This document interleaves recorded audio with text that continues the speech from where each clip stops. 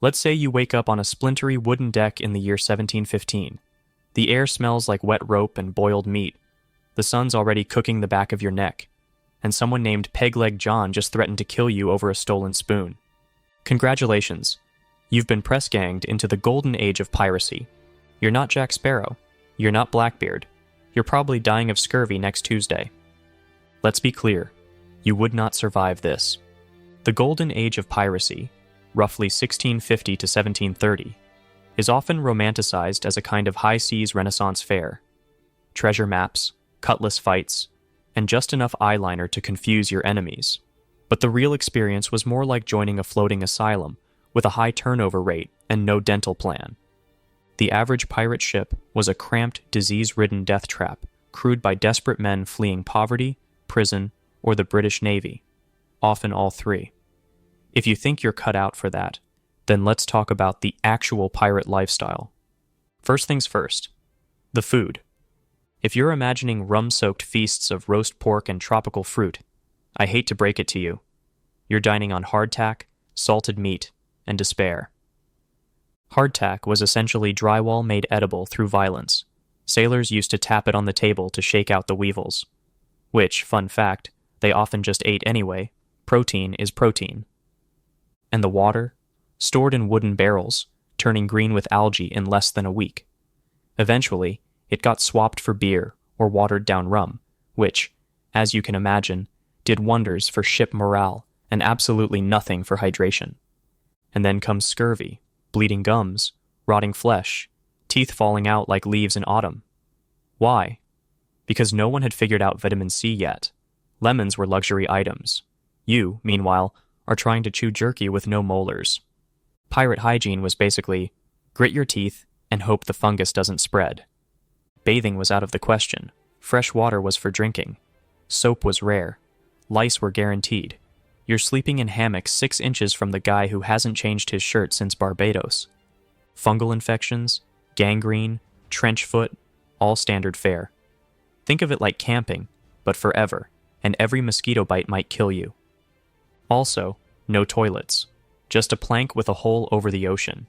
Now imagine trying to squat over that during a storm. Maybe you're thinking, okay, rough conditions, but I'm tough, I'll stick it out. Cool, just don't get caught. Pirates weren't covered by the Geneva Conventions. If you got captured, the authorities had opinions about you. The British Navy would drag you to trial and hang you, if you were lucky. The Spanish? Torture, followed by hanging, followed by your corpse being caged and left to rot as a warning. The French? Also torture, but with more creativity. And yes, keel hauling was a thing.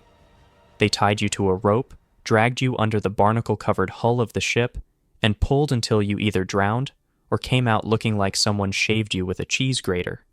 You will get injured. Now let's talk medicine. There were no real doctors, just surgeons, which was often code for guy who used to butcher pigs and owns a hacksaw. Gunshot? Bite something and hope for the best. Amputation? Boiling tar and prayer, STDs. Mercury treatments? Yes, actual mercury. A classic remedy for turning mild insanity into full-blown hallucinations and organ failure. There was no anesthesia, no antiseptic, just rum, rope, and an uncomfortable amount of eye contact.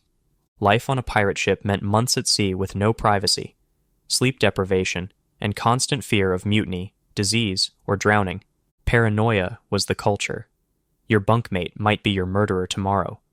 Imagine being permanently sunburned, malnourished, sleep-deprived, and possibly concussed, while trying to calculate whether the ship on the horizon is a merchant vessel or your executioner. There are no therapists. The closest thing to group therapy is getting blackout drunk and stabbing someone in the knee. Even if your shipmates didn't kill you, the ocean absolutely might. Storms could snap your mast, smash your hull, or capsize you in minutes. You're navigating with a compass, a sextant, and vibes. If you hit the wrong reef, you're shipwrecked on a deserted island, rationing shoe leather and trying to eat barnacles. Also, let's not forget, Caribbean piracy meant sailing through a disease belt. Yellow fever, dysentery, malaria. Take your pick. Some ships lost half their crew before even finding a target. Let's derail for a second. The pirate code? It existed. and it wasn't just do crimes.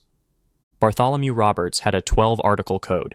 No fighting on board, no gambling, no bringing women, everyone got a vote. If you lost a leg, you were paid more in gold. It was basically a proto-union contract for criminals. Pirates invented workplace compensation, flexible leadership, and strict rules about bedtime, centuries before your boss allowed remote work. These guys were brutal, but they understood structure, probably because the alternative was stabbing each other every 5 minutes over rum rations. You still think you'd survive the Golden Age of Piracy? You'd be lucky to last a month. You're eating spoiled beef, drinking swamp water, dodging cannonballs, and navigating by the stars while your skin peels off from sun exposure. Your immune system is writing its will. Your teeth are staging a walkout, and your crew has renamed you Scab-Face Pete behind your back. Piracy wasn't a lifestyle. It was a death spiral with an ocean view. So the next time someone says they were born in the wrong era, just ask them how they feel about intestinal worms, botched amputations, and eating bread that bites back. Because the pirate's life? It wasn't long, but it was absolutely horrifying. I'll be doing more content like this in the future, so be sure to subscribe. Thanks for watching.